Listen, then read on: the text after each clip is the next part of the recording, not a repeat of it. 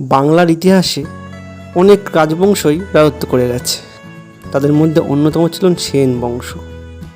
সেন বংশের রাজাদের মধ্যে বিশেষ গুরুত্বপূর্ণ ছিল বিজয় সেন, লক্ষণ সেন, বল্লাল সেন।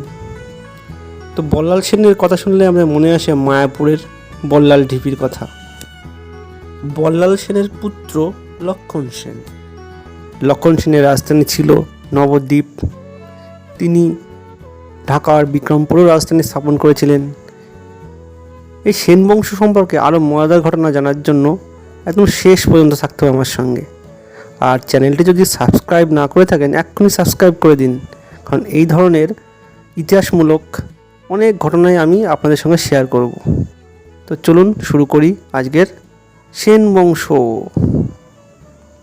সেন বংশ 1070 খ্রিস্টাব্দ থেকে শুরু হয়, 1230 খ্রিস্টাব্দ পর্যন্ত মোটামুটি চলেছিল। সামন্ত সেনের পুত্র হেমন্ত সেন কর্ণাটক অঞ্চল থেকে এসে বাংলায় সেন বংশ প্রতিষ্ঠা করেন। তবে হেমন্ত সেনের পুত্র বিজয় সেনকে সেন বংশের প্রকৃত প্রতিষ্ঠাতা বলা হয়। বিজয় সেন পাল রাজা মদন পালকে পরাজিত করে গৌড় দখল করে স্বাধীন সেন বংশ প্রতিষ্ঠা করেন 1098 খ্রিস্টাব্দে। পশ্চিমবঙ্গে বিজয় সেন একটি রাজধানী স্থাপন করেন, নাম দেন বিজয়পুর। অন্য একটি রাজধানী পূর্ববঙ্গে বিক্রমপুরে স্থাপন করেন। বিক্রমপুর বর্তমানে বাংলাদেশের মুন্সিগঞ্জ জেলায় অবস্থিত।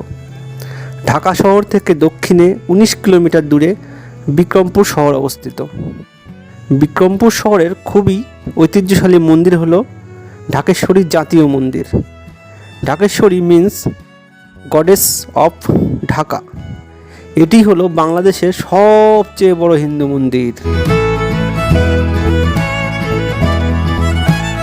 সেন বংশ সম্পর্কে জানতে গিয়ে আরও বোঝা যায় যে সেন বংশের ভাষা ছিল সংস্কৃত। এটা অনেকবার পরীক্ষাতেও আসে। সেন বংশের ভাষা ছিল সংস্কৃত। উমাপতি ধর, শ্রীহর্ষ, বিজয় সেনের দুজন বিখ্যাত সভাকবি ছিলেন। সভাকবি শ্রীহর্ষ বিজয় প্রশস্তি ও গৌরধিষ্কুল প্রশস্তি রচনা করেন। বিজয় সেন পরমেশ্বর, পরম ভট্টারক এই সমস্ত উপাধি নিয়েই সিংহাসনে বসেন। বিক্রমপুরের তাম্রপট ও উমাপতিধরের দেহপাড়া লিপি থেকে বিজয় সেনের রাজত্বকাল সম্পর্কে জানা যায়। পরবর্তী ভিডিওতে আমরা বল্লাল সেন ও লক্ষণ সেন সম্পর্কে আলোচনা করব। সঙ্গে থেকো বন্ধুরা।